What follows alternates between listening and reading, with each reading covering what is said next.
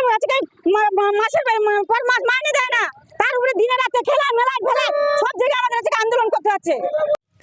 বাসন্তী হাইওয়েতে আশাকর্মীদের বিক্ষোভ। এদিন স্বাস্থ্য ভবনের কর্মসূচি অভিযানে যোগ দিতে আশাকর্মীরা বাসন্তী হাইওয়ে ধরে বসিরহাটের বিভিন্ন প্রান্ত থেকে আশাকর্মীরা স্বাস্থ্য ভবনের দিকে যাচ্ছিল। ঠিক সেই সময় বামনপুকুর এলাকায় পুলিশ তাদের গাড়ি আটকে দেয়, আর তখনই শুরু হয় পুলিশের সঙ্গে বচসা এবং আশাকর্মীরা বাসন্তী হাইওয়েতে বিক্ষোভ দেখাতে শুরু করে। আসুন আমরা আশাকর্মীদের কাছ থেকে শুনব তারা কি বলছেন। আমাদের আজকে মাসের পর মাস মাইনে দেয় না, তার উপরে দিনে রাতে খেলা মেলা ফেলা সব জায়গায় আমাদের আজকে আন্দোলন করতে হচ্ছে। আমাদেরকে ডিউটি ফেলছে, এদিকে আমাদের মাইনে ঠিকঠাক দিচ্ছে না, দিনে রাতে কাজ আমাদের। আমরা কি মানুষ? আমরা কি চাইছেন? আমাদের সঠিক বেতনটা চাইছি আমরা। আর আমাদের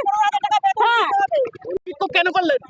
আমরা আজকে আমাদের স্বাস্থ্য ভবন ঘেরাওয়ার জন্য আমাদের মাসিক বেতন 15,000 টাকা দেওয়া, আর আমাদের যত ইনসেন্টিভ বাকি আছে, আমরা 14 মাস কাজ করেছি, 14 মাসের টাকা নেই, আমাদের পেটের ভাত নেই, আমাদের বাড়িতে অসুস্থ লোক রেখে দিয়ে আমরা আমরা আজকে আন্দোলন করতে গেছিলাম স্বাস্থ্য ভবন।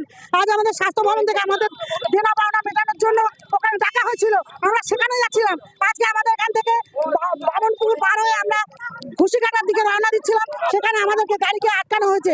গাড়িকে আটকে দিয়ে পুলিশের কর্তারা বলছেন এখান থেকে এই গাড়ি যাবে না, এই গাড়ি নাকি এই রুটে চলে না, অথচ এই রুট থেকে সমস্ত গাড়ি যাতায়াত করে, সমস্ত গাড়ি রিজার্ভ গাড়ি যাতায়াত করে, তাকে কোনোভাবে আটকানো হয় না।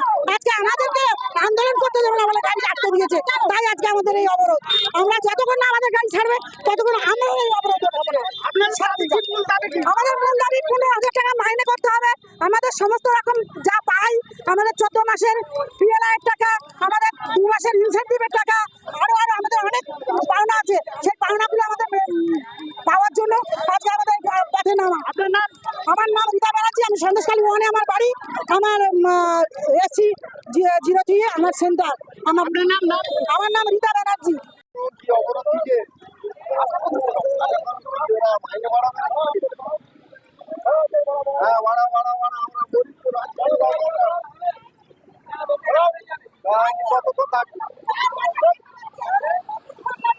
কত